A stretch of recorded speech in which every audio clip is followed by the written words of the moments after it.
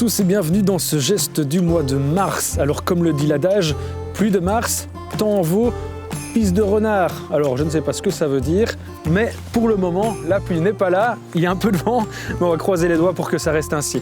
Derrière moi, le centre de recherche Terra, nous sommes à Gembloux, terre d'agronomie, et si nous sommes ici, c'est pour parler du projet Wasabi. On a d'ailleurs rendez-vous avec le professeur Aïssam Jijakli, il va nous parler de la genèse de ce projet et surtout ses 4 axes de développement. Après ça, nous allons directement dans le jardin botanique à la rencontre de Patrick Dujardin qui va nous parler justement de tout cet environnement. Et puis après, place à la parcelle maraîchère avec monsieur Ménard qui va nous parler justement de tout ce projet qu'il y a autour. Dans ce geste du mois de mars, on parlera aussi de la récolte de la sève de bouleau, mais aussi des gestes à avoir au potager à l'arrivée du printemps. Et enfin, on parlera de tous les nutriments, que ce soit pour votre jardin d'ornement ou votre jardin potager. C'est parti pour plein de conseils et plein de bonnes infos dans ce geste du mois de mars.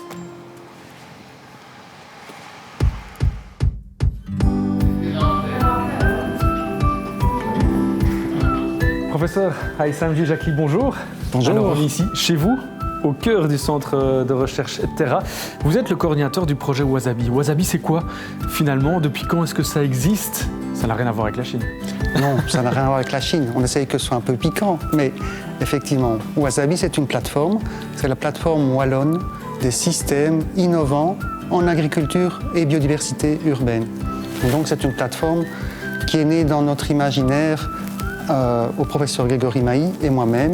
Lui, c'est monsieur biodiversité, moi, monsieur agriculture urbaine. Et on s'est dit que ce serait bien de mettre en place une plateforme qui montre un peu ce que peut être le dialogue entre l'agriculture urbaine et la biodiversité urbaine.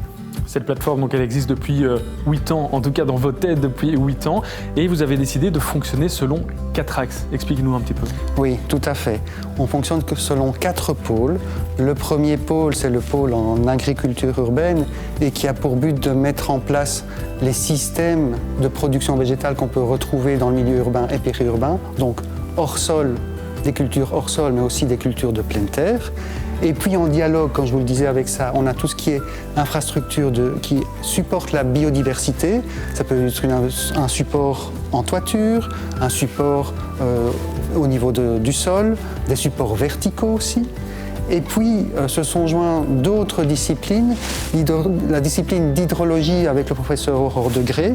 Et ici, c'est un site qui n'est pas encore mis en place, mais qui est en train de se mettre en place et qui est un jardin de pluie qui va un peu montrer ce qu'on peut faire en ville pour canaliser l'eau, mais de façon beaucoup plus douce. Et enfin, le jardin botanique, qui est lui un lieu pédagogique où on met en place 400 espèces différentes, donc à disposition des étudiants, et qui reflète la biodiversité végétale. Jardin botanique, agriculture urbaine, on en parlera un petit peu plus tard dans cette émission.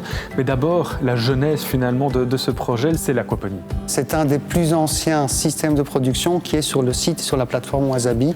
Le tout premier a été mis en place en 2012 en fait, donc 9 ans.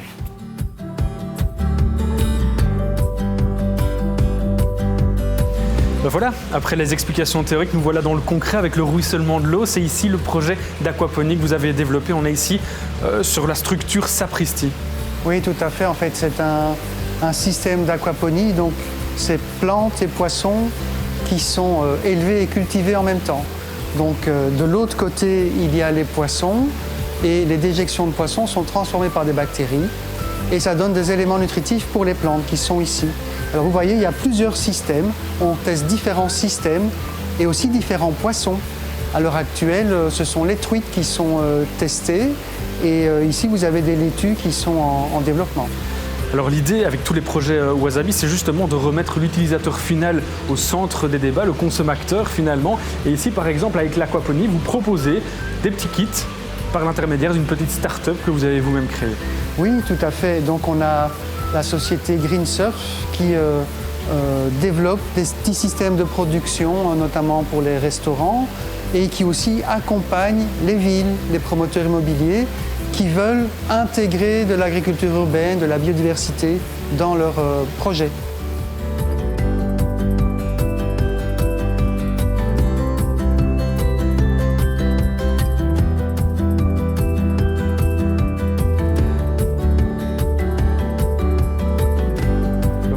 ici sur le toit du centre Terra.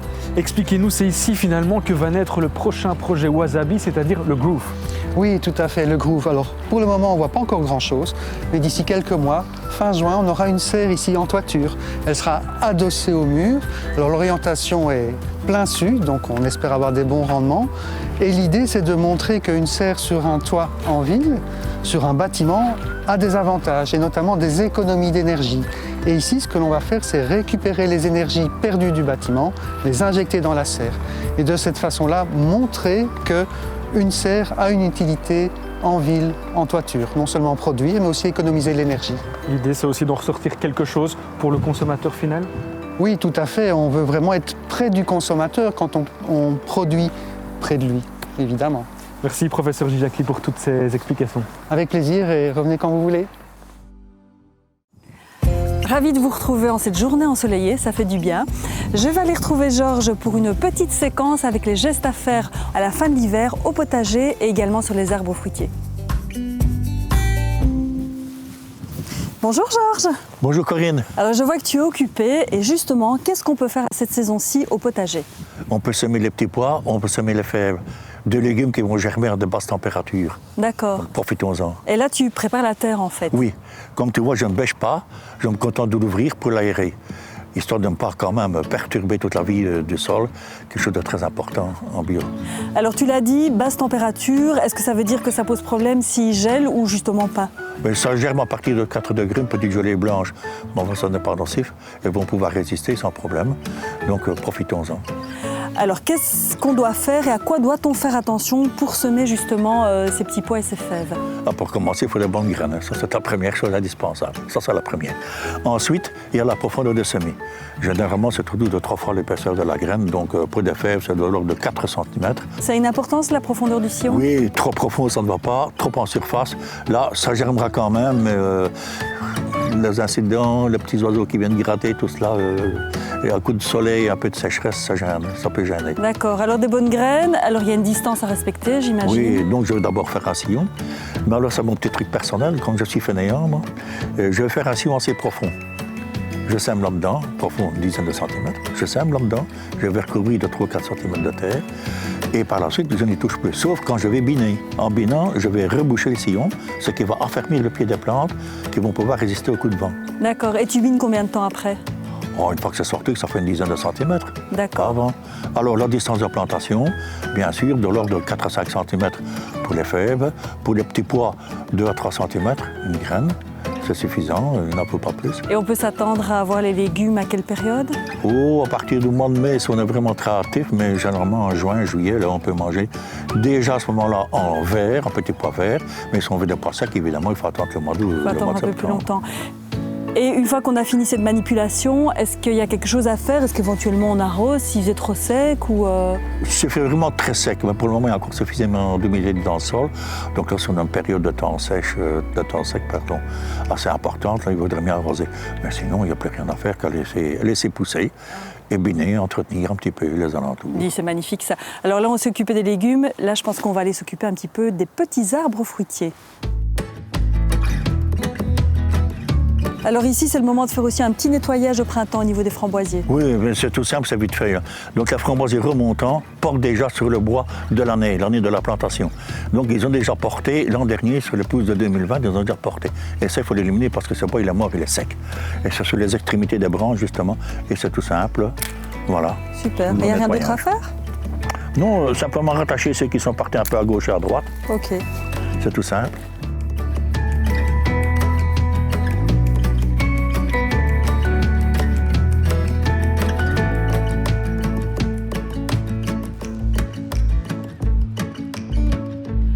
Alors Georges, qu'en est-il des autres arbres fruitiers? Eh bien, si on veut une belle récolte, il faut les tailler. Tous?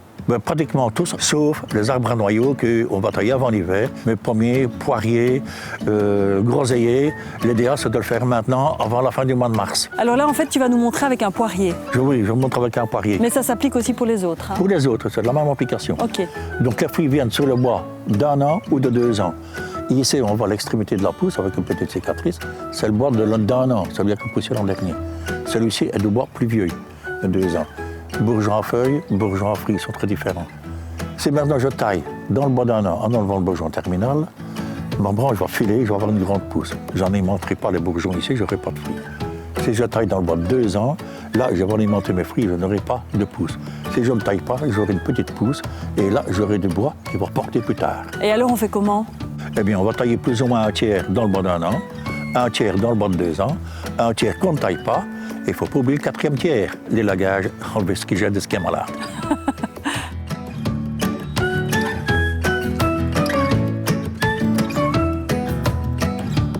On a bien travaillé? Oui, très bien, tu es une bonne élève. T'es surtout un bon professeur. Merci Georges. Merci Corinne, merci pour le coup de main surtout. Bon ben voilà, on a quitté le toit du centre de recherche agronomique pour se retrouver ici, au cœur du jardin botanique. Professeur du jardin, bonjour. Bonjour. Vous êtes professeur en biologie végétale ici à Gembloux. Vous êtes un petit peu à l'initiative de ce jardin botanique et surtout à sa coordination. Qu'est-ce que c'est finalement un jardin botanique?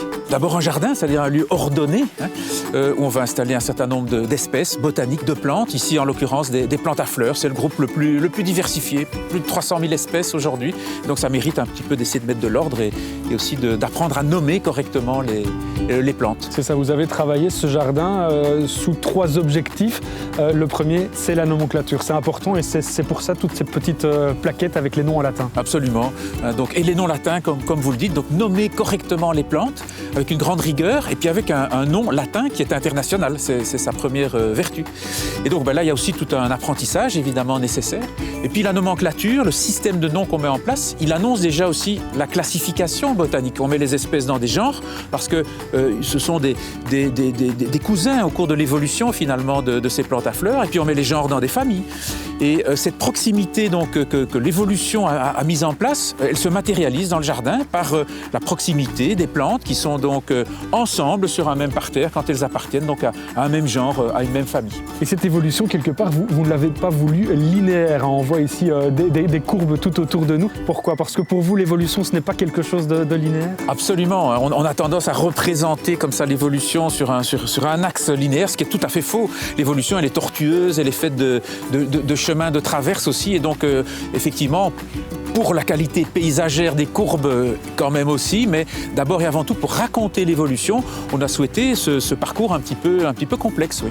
Si on reprend alors les objectifs de ce jardin botanique, vous l'avez dit, c'est d'abord la nomenclature, c'est ensuite la classification. La troisième, ce serait quoi? L'accessibilité au grand public, aux étudiants aussi, avoir un observatoire quelque part à proximité? Oui, certainement.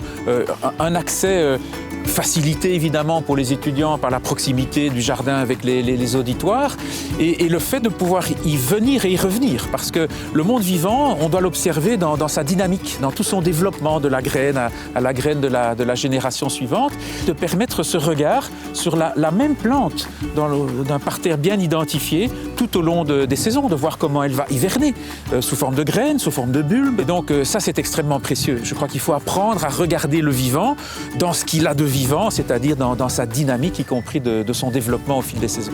L'évolution justement de ce jardin, au fil des saisons bien évidemment, mais aussi à moyen et à long terme, vous la voyez comment? L'enrichir, plus d'espèces à observer, peut-être aussi situer la plante dans son milieu, parce que c'est un inconvénient d'un jardin botanique finalement. On illustre relativement difficilement l'habitat de la plante, mais on a par exemple un bassin un petit peu plus loin, on va mettre des plantes aquatiques et expliquer pourquoi une plante peut se développer dans ce type de milieu. Et puis communiquer, avoir un calendrier d'observation, avoir des QR codes où on peut se promener dans le jardin botanique et avoir une explication sur la plante au moment où on l'observe. Je crois que là, il y a encore beaucoup à faire. Merci pour toutes ces explications. Vous l'avez compris, ici, il y a moyen de s'informer justement sur toutes ces plantes, donc n'hésitez pas, venez ici, ça se passe à Gembloux. Salut François. Salut Sébastien. Alors c'est le retour du beau temps, le retour du soleil, le retour du printemps, le retour au jardin aussi, pour s'occuper de nos jardins d'ornement. Qu'est-ce que tu proposes justement? Exactement, donc le beau temps fait du bien à tout le monde, mais il fait du bien aussi aux plantes. Donc au mois de mars, on a une reprise de la végétation, donc les plantes vont fabriquer des nouvelles feuilles, des nouvelles tiges, et ça va être le moment de les nourrir. On les nourrit avec quoi? Avec de l'engrais, comme tu le proposes? Donc on les nourrit avec de l'engrais, un fertilisant. Donc ici j'ai proposé différentes formulations avec le même type types d'engrais. Donc on a un engrais émietté qui va créer un peu plus de poussière et une répartition un peu moins bonne au niveau des plantes, et un engrais mini-granulé. Donc ici, il s'agit d'un processus innovant de fabrication qui va permettre à l'engrais d'être bien fin pour être bien assimilable au niveau du système racinaire et d'assurer donc une répartition hyper homogène de l'engrais sur la surface à nourrir. Tu veux dire que c'est ce type de granule qui correspond le mieux pour le jardin d'ornement qui nous préoccupe? Exactement, pour le jardin d'ornement, mais aussi pour les autres plantes à nourrir. Cet engrais va apporter donc les éléments nutritifs nécessaires au beau développement de la plante, à savoir de l'azote, du phosphore, du potassium, mais aussi tous les éléments mineurs et oligo-éléments. Alors, nourrir le jardin d'ornement, c'est une chose, mais il faut aussi s'en occuper. Et là, qu'est-ce que tu proposes? Ici, au mois de mars, tailler les graminées. C'est le moment, donc la reprise de la végétation a eu lieu. On a déjà fait la première tonte et c'est le moment aussi donc, de tailler donc, tout ce qui est feuilles non persistantes, enlever toutes les feuilles fanées, séchées grâce au sécateur ou au taille-haie en fonction de la taille de la graminée.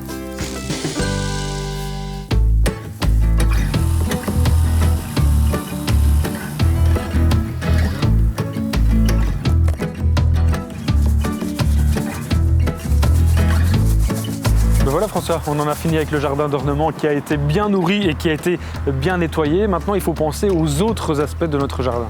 Exactement, donc ici tu vois j'ai déjà réalisé la première tonte, donc après la première tonte c'est le moment de mettre la première fertilisation sur le gazon, donc ça va permettre de bien le nourrir pour qu'il se densifie correctement, tale bien et ait une belle couleur verte. Après ça on n'oubliera pas bien sûr nos arbres fruitiers comme les cerisiers ici et puis surtout le potager. Exactement, donc ne pas négliger les fertilisations, donc sur tous les arbres qui vont porter des fruits et aussi sur tous les légumes du jardin par après. Il y a du boulot, merci François. Bonjour Gilles. Bonjour. On est ici dans une forêt de bouleaux pour parler de la récolte de la sève, mais avant ça je voudrais que tu nous parles du bouleau en tant que tel. Le bouleau est typiquement un peu comme le saule ou l'érable, un arbre pionnier, c'est-à-dire un arbre qui va s'installer sur des friches, sur des terrains à l'abandon, sur des forêts rasées, etc., ce qui est le cas ici. Et il va préparer la forêt pour ce qu'elle doit devenir, c'est-à-dire ici une chenée ou une hêtraie. Le bouleau a un cycle de vie très court par ici, donc on parle de 60-80 ans, au terme desquels, donc ici c'est dans une quarantaine d'années, tous ces bouleaux auront disparu et auront fait la place pour des chênes et des hêtres qui d'une part auront été maintenus à l'ombre et ça leur fait du bien, ils auront été maintenus à l'ombre du bouleau et la nature du sol aura été transformée pour qu'ils aient des conditions optimales. Le premier bouleau qui est arrivé ici, en fait il peut arriver de très loin à la base. Le pollen de bouleau est extrêmement léger, extrêmement volatile, d'où le fait qu'il soit présent partout à la période où les gens souffrent d'allergies, mais ce côté volatile assure que les gènes de bouleau se mélangent constamment entre la Sibérie, la Scandinavie et tout le nord de l'hémisphère, ce qui fait que le bouleau se porte très bien aujourd'hui en fait, parce qu'il se mélange constamment. Alors il y a 4 ans, vous venez vous installer ici, on est en région huctoise, il y a 9 hectares pour justement récolter cette sève via l'entreprise Ma Forêt. La saison commence en général fin février et s'arrête début avril et on récolte cette sève donc directement dans ces espèces de perfusions de l'arbre à la poche et quand cette poche sera pleine, elle part directement dans une centaine de magasins bio ou d'herboristeries un peu partout en Belgique. Alors Gilles, pour comprendre l'intérêt de la sève de bouleau sur notre organisme, tu vas nous expliquer justement son fonctionnement dans le bouleau. Oui, donc la sève, elle va remplir plusieurs fonctions. La première, c'est d'acheminer une sève qui a été fabriquée en fin d'été, en prévision du printemps, qui va être acheminée dans les bourgeons pour que les bourgeons s'ouvrent en feuilles. Une fois que les bourgeons s'ouvrent en feuilles, la récolte est terminée, la sève est d'une toute autre nature. Le deuxième rôle que va jouer la sève, c'est un rôle de réparer les différentes blessures qui sont d'une part infligées par le fait que le bouleau est très souple et va fouetter ses congénères, les hêtres ou les chênes, etc. Ou qui sont infligées par ceci qui est une trace en fait qui reste d'une blessure qui est infligée par les frelons, les abeilles sauvages, etc. qui prélèvent ce petit papier pour faire leur nid. Et donc ces différentes blessures font que le bouleau doit acheminer dans sa sève de quoi cicatriser et réparer ses blessures. Et alors la troisième chose, c'est le bouleau qui est dans une posture de souplesse plutôt que le chêne qui est dans une rigidité comme ça très forte. C'est sa manière de l'emporter pendant un certain temps, mais donc forcément il faut que la sève contienne de quoi assurer cette souplesse. Peut-être une manière de comprendre que dans la tradition, la cure de sève va être quelque chose qui nettoie, qui traite les articulations, les rhumatismes, etc. Mais tu l'as dit aussi qui nettoie, qui draine. Qui nettoie, qui draine. Alors on considère que la sève de bouleau draine principalement les reins et le foie. Donc c'est ce côté diurétique magnifique de la sève qui fait que la personne qui la boit va devoir aller à la toilette très souvent et donc doit absolument boire de l'eau, sinon elle se déshydrate, elle prend mal à la tête, mais qui fait qui va réassurer après l'hiver un fonctionnement harmonieux des reins notamment. Et si je suis allergique au boulot, est-ce que je peux quand même boire de la sève? Il n'y a en principe pas vraiment de lien, il y a toujours une prudence à avoir et chaque individu a décidé, mais la sève ne contient pas les mêmes éléments allergènes que le pollen. Est-ce que je peux prélever cette sève moi-même? Ah oui, bien sûr. Si tu as la chance d'avoir un boulot chez toi ou dans un lieu avec lequel tu as un rapport quotidien, si c'est un boulot éloigné, c'est dommage parce que tu risques de le négliger. La manière de procéder est très simple. Nous autres, on utilise une mèche à bois de 6 mm, on fore un trou avec l'idée de passer à travers l'écorce, de passer à travers le cambium, donc qui est la zone dans laquelle se font les échanges de sève qui monte et qui descend, et de pénétrer légèrement dans le bois. Ensuite, on met un petit tuyau dedans qui va recueillir la sève, qui va venir dans un récipient qu'on choisit, qu'on fixe au pied de l'arbre, par exemple. Ça prend longtemps? Un arbre va donner entre 2 et 4 litres par jour, voire plus, en fonction de l'accès qu'il a à l'eau, etc. Et lui, je ne le prive pas de cette sève? Non, pas vraiment. C'est-à-dire qu'on va prélever uniquement ce qui monte et descend autour du trou. Donc tout ce qui circule dans le reste du camion va continuer à monter et descendre dans l'arbre. Et je ne le blesse pas en faisant ce trou? Alors c'est bien sûr une blessure, mais il y a une manière très importante de refermer ce trou, qui est de prendre un morceau idéalement de bouleau, ça peut être un autre bois, de le tailler, de le remettre dedans, et surtout, de couper ce bouchon à ras d'écorce pour permettre qu'en quelques années, l'écorce refasse par au-dessus et cicatrise complètement cette blessure. Et est-ce que cette sève va être différente en fonction d'où se trouve le bouleau et de la terre qu'il a? Pas vraiment. Alors évidemment, on ne va pas prélever sur un sol pollué, mais elle va surtout dépendre de son accès à l'eau et des différents besoins qu'il a qui sont différents d'un individu à l'autre. Merci Gilles. Avec plaisir.